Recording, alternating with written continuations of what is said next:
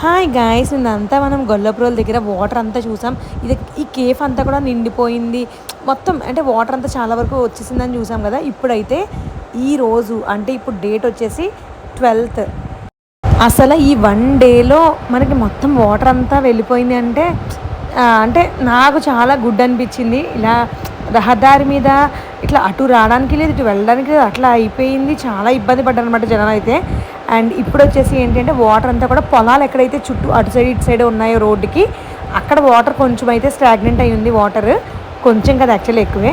But road మీద ఎక్కడా కూడా మనము వాటర్ అనేది చూడట్లేదు. చాలా బాగుంది ఇప్పుడు. యాక్చువల్లీ చాలా హ్యాపీగా కూడా అనిపించింది.